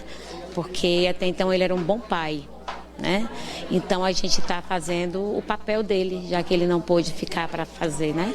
De janeiro a 11 de agosto deste ano, mais de 110 mil pessoas foram registradas sem o nome do pai aqui no Brasil, um aumento de quase 5% quando comparado ao mesmo período do ano passado. Após a confirmação da paternidade, a Defensoria Pública também atua para garantir os outros direitos da criança, como visitação e alimentos. É o que destaca o defensor William Lima. Não é só o teste de DNA em si, mas também esclarecimento jurídico. Então, qualquer dúvida, a gente está sempre aberto a atender, orientar, explicar, porque realmente esse papel de informação também é muito importante. A campanha Meu Pai Tem Nome ocorre desde 2019 e não se limita ao registro de pais biológicos. Também é possível fazer a regularização socioafetiva por adoção e até um reconhecimento póstumo da paternidade. Da TV Brasil, em Brasília, Bruna Sanielli. Obrigado, Bruno, por essas informações. E a ONU condena o assassinato de mãe Bernadette e pede investigações. Vamos à matéria. A ONU condenou o assassinato da liderança quilombola Maria Bernadette Pacífico, mãe Bernadette, ocorrido nesta quinta-feira no quilombo Pitanga dos Palmares, na Bahia. Em um comunicado divulgado neste sábado, o Escritório Regional para a América do Sul da ONU Direitos Humanos manifestou solidariedade com a família e a comunidade e convocou o Estado brasileiro a realizar uma investigação célere, imparcial e transparente sobre o homicídio. Ialorixá, mãe Bernadette, era coordenadora da Coordenação Nacional de Articulação de Quilombos e ex-secretária de Promoção da Igualdade Racial de Simões Filho. Ela foi morta a tiros em sua casa e terreiro religioso, enquanto assistia televisão com 2 netos e mais 2 crianças. Ela já vinha denunciando há algum tempo a diversas instâncias governamentais que estava sendo ameaçada de morte, desde 2016. No comunicado, a ONU Direitos Humanos ressaltou que mãe Bernadette também estava empenhada na busca da justiça pela morte do seu filho, Flávio Gabriel Pacífico dos Santos, conhecido como Binho do Quilombo, também assassinado a tiros em 2017. A nota diz ainda que a Ialorixá sempre denunciou a violência enfrentada pelas comunidades quilombolas. Bico Rodrigues, da Coordenação Nacional de Articulação de Quilombos, cobrou das autoridades competentes a punição dos culpados. O caso de mãe Bernadette é um caso, mas vários outros estão acontecendo pelo país e nós não podemos deixar que as nossas vidas sejam ceifadas pelo capital, pela ganância que se tem e por conta da inoperância do Estado brasileiro. Cobramos sim das autoridades competentes que investigue, que apure e que vá para cima para punir os culpados. A pergunta que nos fica é quem mandou matar Binho e quem mandou matar mãe Bernadette. O corpo de Mãe Bernadette foi sepultado neste sábado, mas antes ela foi homenageada com samba, ritual candomblessista e caminhada pelas ruas de Simões Filho, na região metropolitana de Salvador. Uma comissão interministerial do governo federal acompanha as investigações em Salvador. O governador da Bahia, Jerônimo Rodrigues, determinou a apuração rigorosa por parte das polícias militar e civil. A Polícia Federal também abriu inquérito para investigar o caso. Da Agência Brasil no Maranhão, Luciano Nascimento. Obrigado, Luciano, por essas informações aqui no programa 11h31.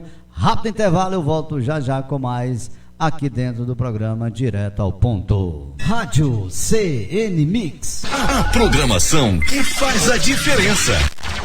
O rádio é moderno, sabe se adaptar aos tempos e está sempre atual. O rádio transmite sentimentos, desperta sensações, une pessoas e divulga o seu produto de uma forma criativa e inovadora. Não perca o seu tempo e o seu dinheiro com propagandas que não dão o resultado esperado. Anuncie no rádio. Música! Somos! Sexo samba de mais sinto ciúme. Você sabia que é possível ouvir nossa emissora também em seu smartphone ou tablet? Isso mesmo! Basta instalar o aplicativo Radiosnet e ouvir em sua casa, trabalho, na rua, em seu carro, em qualquer cidade, estado ou país. O Radiosnet é de graça e está disponível para Android e iOS no site radiosnet.com. Agora vamos direto ao ponto. Claudemir Nunes.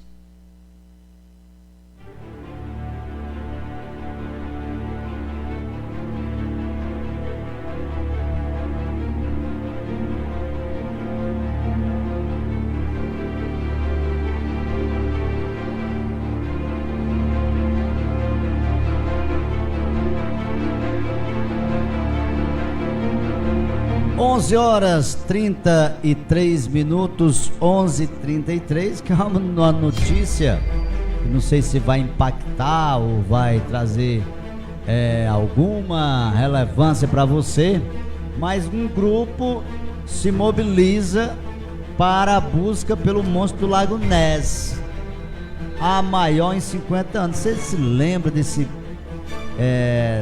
monstro que é tanto falado, inclusive em filmes? Lago Ness. Um grupo de entusiastas vai realizar no próximo final de semana a maior busca em 50 anos do monstro do Lago Ness, criatura que foi vista no Lago Ness, nas terras altas da Escócia, lá no Reino Unido. Com auxílio de equipamentos de ponta, o Loch Ness Centre tem o objetivo de encontrar provas do Ness. Em parceria com o Loch Ness Exploration, o centro também recruta caçadores de monstro voluntários. Para participar, basta acessar o site. Aí, se quiser participar e fazer parte aí dessa equipe. Durante os 2 dias de busca, a equipe de mergulhadores e voluntários vão utilizar drones térmicos para captar imagens a partir de câmeras infravermelhas e um hidrofone capaz de identificar sinais acústicos debaixo da água. Essa é a maior busca pelo monstro do Lago Ness desde que o Loch Ness Investigation Boreal estudou o lago em 1972. Segundo o Loch Ness Centre, os equipamentos são para a busca pela verdade. Será que é verdade? O monstro do Lago Ness é um dos mistérios mais famosos da criptozoologia, área do estudo de espécies animais hipotéticas ou avistadas por poucas pessoas. Até hoje, a criatura marinha reúne cientistas e entusiastas para encontrar evidências do Ness. O primeiro avistamento documentado do animal marinho é de 565. Já o mais recente ocorreu há 10 anos atrás, em 2013. Não seria isso só uma lenda, né, gente? Porque de lá pra cá, esse monstro não ter aparecido, não ter dado as caras, né? Meio que, não sei, né?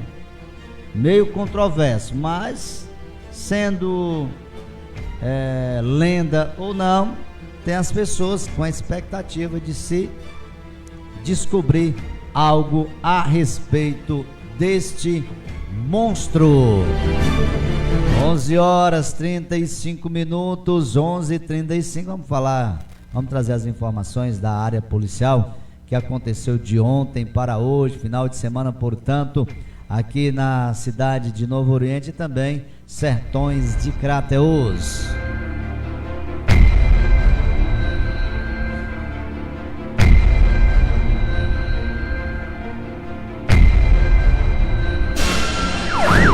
Onze horas 36 minutos, 11h36, as principais informações da área policial chegando para você nesse instante. Na localidade ali de Aprazível, aproximadamente 45 quilômetros da sede lá de Tamboril, tivemos aí uma lesão por arma de fogo. Portanto, ontem por volta das 21h55, recebemos uma informação via WhatsApp do destacamento afirmando que na localidade de Aprazível estavam ocorrendo disparos de arma de fogo em um bar conhecido como Bar do Chico da Feira. Isso mesmo, Bar do Chico da Feira. Segundo populares, que uma pessoa teria sido atingida e de pronto a composição se deslocou até o local informado. Chegando lá, já não havia mais ninguém no local e o bar encontrava-se já fechado, né? Tudo baixo as portas.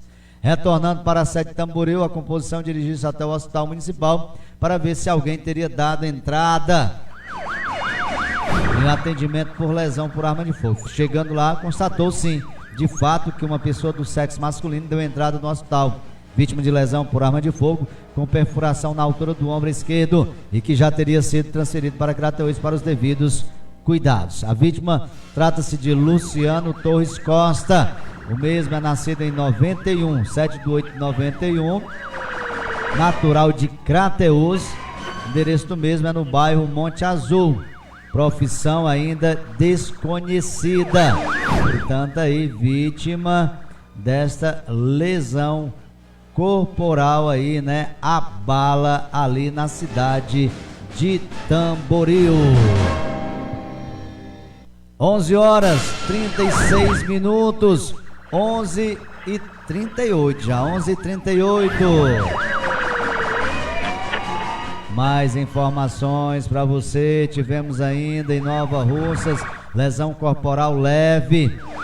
Ontem por volta das 18 horas a composição foi acionada via 190 para averiguar uma ocorrência de lesão corporal.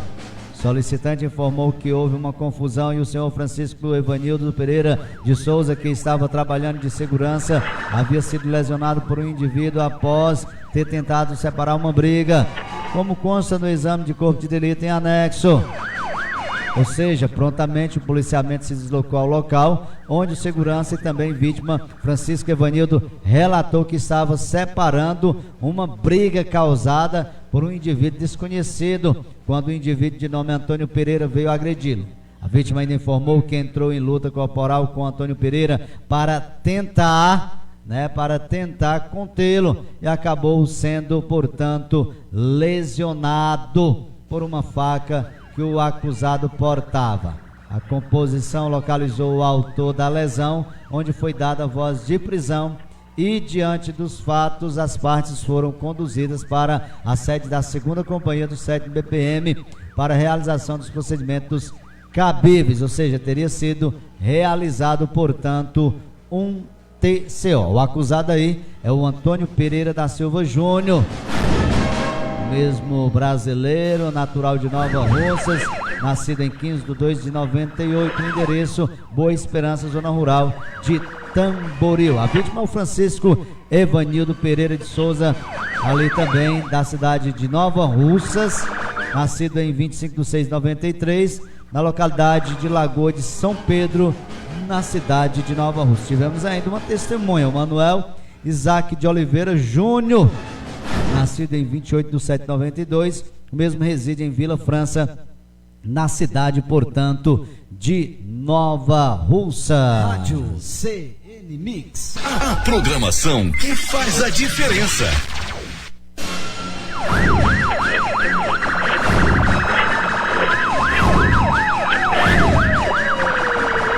Mais informações em Heriutaba, tivemos um achado de cadáver. Por volta das 1h20 de ontem, o policiamento de serviço do destacamento de Heriutaba foram acionados por ligação telefônica, dando conta de um achado de cadáver na localidade de Palmeira, Heriutaba, e que de pronto se deslocaram até o local onde foi constatado a veracidade da informação.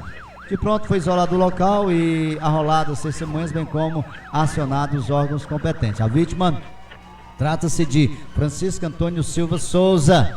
O mesmo é nascido em 10/10/82, o mesmo solteiro, profissão agricultor, natural de Heriutaba. As testemunhas, Antônio Wellington da Silva Pereira, né, o mesmo ali de Jatobá, Heriutaba, e também aí, portanto, foi aí uma das testemunhas desse achado de cadáver. Tivemos ainda lá em Pires Ferreira uma lesão corporal. Por volta das 23 horas, a composição em patrulhamento pelo bairro foi acionada pela filha da vítima, de nome Michele Souza Alves, de 16 anos, informando que tinha havido uma briga entre seu pai e a pessoa de nome Matheus Lopes, e que seu pai estava no hospital local em atendimento. Quando chegamos no hospital, o mesmo já estava de alta pelo médico com escoriações no rosto e pescoço. De pronto, a vítima quis seguir para a delegacia para prestar queixa, onde levamos a testemunha, a vítima e sua filha, que nos acionou. Na delegacia foi feito um BO pela vítima, portanto, e não foi necessária, portanto, aí ouvir os policiais, e o procedimento seria encaminhado para a delegacia de Ipu, onde será ouvido posteriormente o acusado Matheus Lopes. Nome Francisco de Assis Alves da Silva, e portanto a vítima residente ali na rua Domingos de Matos, centro de Pires Ferreira. O mesmo é natural daquela cidade. Em Vajota tivemos roubo a veículo. A pessoa, ou seja, no dia de ontem, né, por volta das 5 horas, foi acionada aí por ligação telefônica, informando que houve um assalto no posto de combustível São José. A composição deslocou para o local, onde chegou aí, foi informado de que o frentista e que 2 indivíduos chegaram em uma moto Titan vermelha sem placa e levaram aí aproximadamente R$200 e cigarros. E uma moto Bros que estava no posto. Quando a composição ainda estava no posto colhendo informações, chegou outro cidadão informando que também tinha sido assaltado. Brincadeira não, né? E informando as mesmas características dos assaltantes. Portanto aí, um magro, eita! Um magro, um alto e outro baixo. Os dois aparentemente menores estavam armados a revólver. Os dois ainda deixaram a moto, que fizeram um assalto no posto. Uma moto Titan sem placa vermelha, onde já foi passado para o CIOPS, também na cidade de Sobral. As vítimas foram orientadas a fazer um BO e a motocicleta deixada aí no roubo, do roubo, seria apresentada posteriormente na delegacia de Vajota. Portanto, aí, essas foram as informações da área policial aqui dentro do nosso Direto ao Ponto.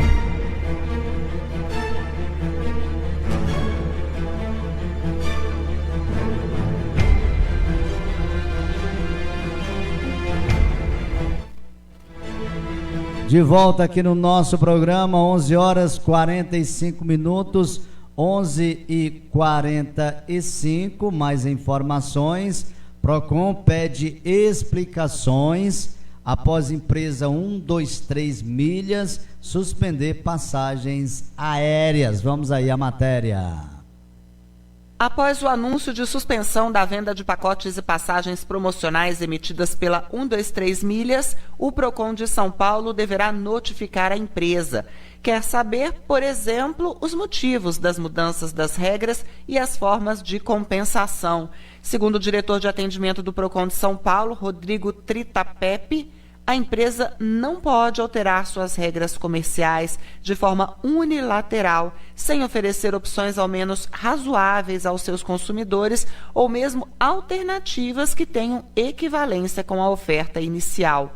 O Ministério do Turismo pediu que o Ministério da Justiça entrasse no caso. A Senacom, que é a Secretaria Nacional do Consumidor, vai avaliar a instauração de um procedimento investigativo.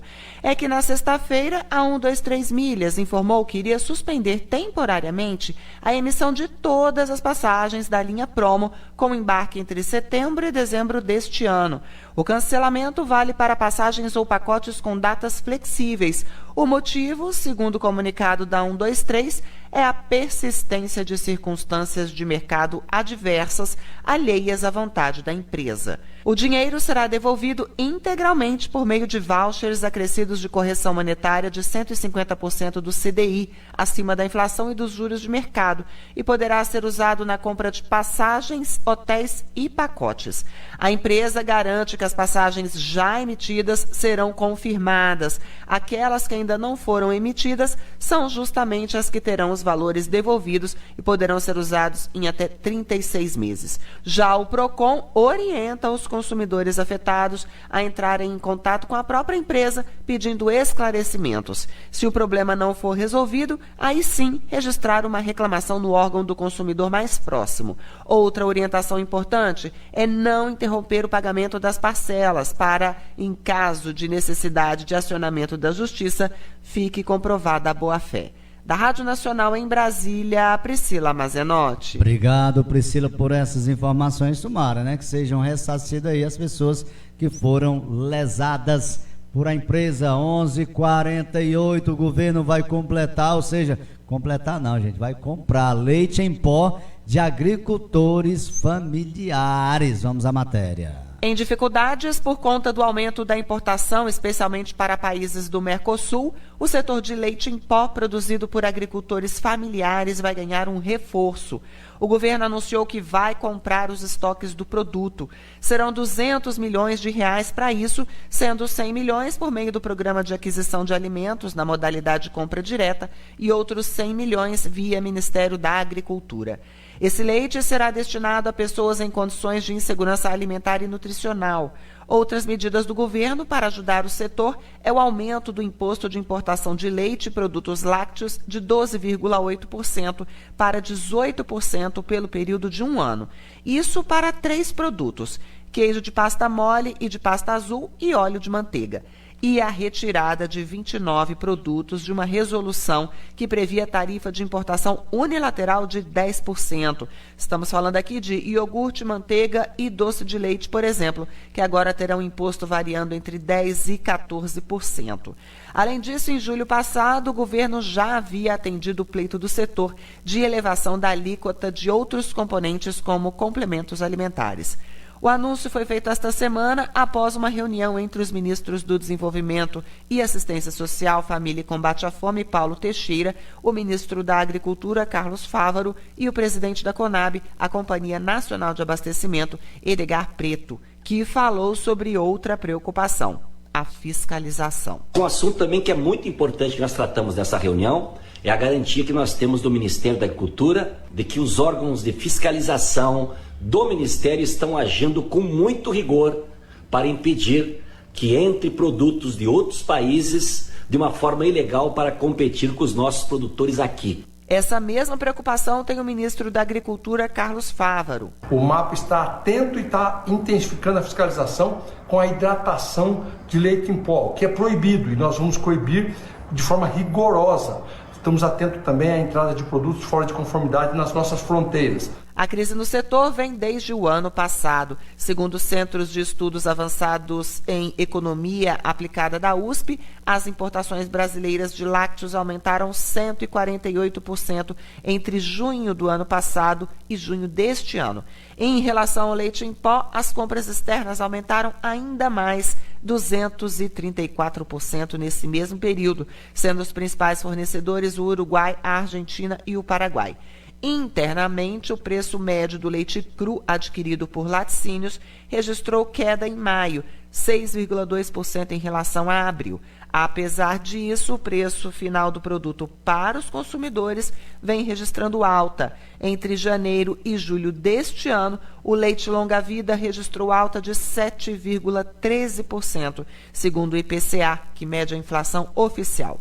O próximo passo agora, segundo a Conab, é conversar com as grandes redes de supermercado para entender o que está havendo. Com informações da Agência Brasil, da Rádio Nacional em Brasília, Priscila Mazenotti. Obrigado, Priscila. Que bom, né? Isso para os agricultores é uma boa, né? Tem que ter esse incentivo para a agricultura, justamente para a questão aí, né? Se dá empenho aos agricultores, a questão de exportação e para que eles assim cresçam. Então tem que vir incentivo, é do governo mesmo. Olha só, gente, aqui uma notícia, né? Um dos 6 guardas municipais acusados de obrigar jovens a fazerem sexo oral entre si durante uma abordagem em Itapecerica da Serra, na Grande São Paulo, gravou um vídeo antes de ser preso, em que afirma ter tratado os rapazes com todo respeito e nega a prática de tortura. Gabriel Marques de Souza se entregou à polícia no último dia 15. Na gravação ele disse que no dia da ocorrência prestou apoio à mãe de um dos jovens que estava desesperada. No dia em que eu aprendi as motocicletas, lá nesse parque onde os jovens estavam empinando, a mãe viu o respeito que eu tratei ela. Ela chegou até um pouco nervosa, desmaiou no pé. No meu pé, eu expliquei para ela que o filho dela não ia ser preso, que ele só ia tomar as multas na moto devido ao ato que ele cometeu. Tratei com todo respeito, com toda a educação. Essa mãe diz aí, segundo o GCM. A abordagem teria ocorrido em maio, enquanto os jovens estavam empinando motos e não usavam capacete. Segundo as vítimas da suposta tortura, os agentes usaram pedaços de madeira para agredi-las e ameaçá-las a fazer sexo oral. Eles teriam dado risada enquanto assistiam às cenas. No vídeo, o GCM Gabriel Marques diz que a abordagem seguiu o padrão da corporação. Os meninos foram orientados, todos receberam o CR, que é o comprovante de recolhimento, e foi orientado o dia em que eles teriam que retirar a moto, diz. Eu sei, gente, que sendo verídico ou não, inclusive foi preso esses agentes e vão responder, aí cabe a eles provar a inocência. O certo, gente, é que tem que se ter bastante cuidado. Por quê? O cuidado, porque justamente às vezes há a questão do abuso. Não vou falar nomes, isso, de composição, enfim, mas aqui em Novo Oriente também está sendo tratado um caso desses, né? Está sendo aí investigado um caso de abusos, inclusive de tortura, por autoridades aqui na cidade de Novo Oriente, né? Com relação a uma abordagem aonde foi torturado aí uma pessoa aqui na cidade, inclusive utilizando-se de cabo de vassoura, segundo as informações. A gente não vai trazer nada disso, até porque não foi vazado para a imprensa, nós pegamos isso aqui em off, certo? E não vamos ser também, né, irresponsável de divulgar algo sem ter o total conhecimento da matéria. Mas é uma coisa gravíssima, e isso eu repasso, gente, isso eu faço parte também da segurança pública, e eu repasso para companheiros. Inclusive nas nossas abordagens, tem muitos que agem às vezes sem pensar. E eu repasso, gente, vamos agir de forma a não respingar nada pra gente. Porque uma hora, hoje em dia, gente, todo mundo tem um celular. Hoje em dia você faz uma abordagem aqui na rua, quantas pessoas não estão te vendo? Quantas pessoas não estão com o celular, estão gravando, estão filmando, tirando foto? Então não se faz nada escondido. Aí uma hora ou outra aparece aí uma acusação dessa. E para você provar o contrário é bem complicado, mesmo você se tratando de uma autoridade.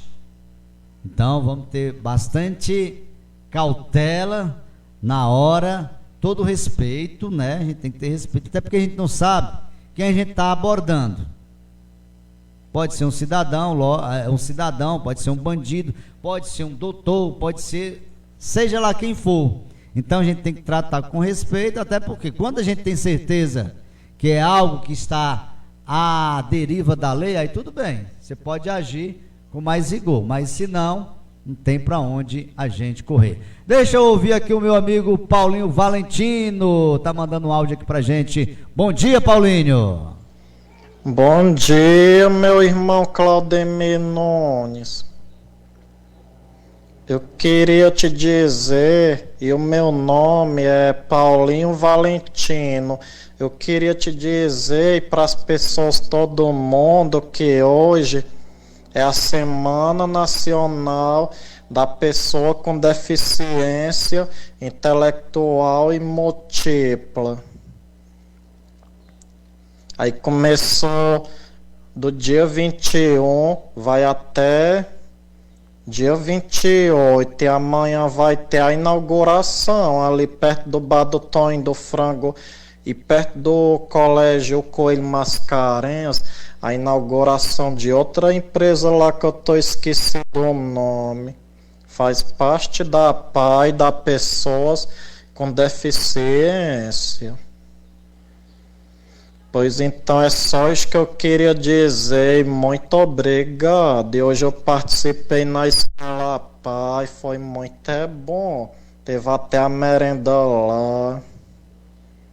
Merenda boa, né? Um abraço aí. É o meu amigo Paulinho Valentino, aqui do município de Novo Oriente, ali no conjunto Otávio Leite Lustosa. Um abraço para você, família. É o Paulinho aí que faz parte ali do grupo APAI, né? Que é um grupo que cuida dessas pessoas com deficiência, não é mesmo, Paulinho? Que cuida e trata essas pessoas com dignidade.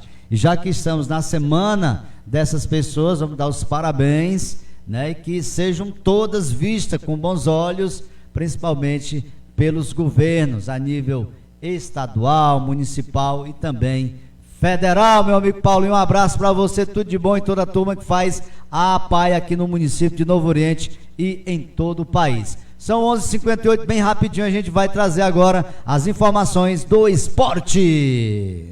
E vamos começar com a Série A do Campeonato Brasileiro. No sábado, o Fortaleza venceu o Internacional em Porto Alegre por 1-0. São Paulo e Botafogo ficaram no 0-0. Em Cuiabá, o time da casa perdeu para o Palmeiras por 2-0. No Maracanã, o Fluminense derrotou o América Mineiro por 3-1. E no Mineirão, Cruzeiro e Corinthians empataram em 1-1. Neste domingo, o Vasco da Gama, com o Maracanã lotado, venceu o Atlético Mineiro por 1-0. O Bahia goleou o Bragantino por 4-0. No finalzinho, o Flamengo venceu o Curitiba em Curitiba por 3-2. O Santos, de virada, bateu o Grêmio por 2-1. Nesta segunda-feira, completam a rodada Goiás e Atlético Paranaense. Série B do Campeonato Brasileiro, o Avaí goleou o Tombense 4-2. O ABC perdeu em casa para o CRB 2-1.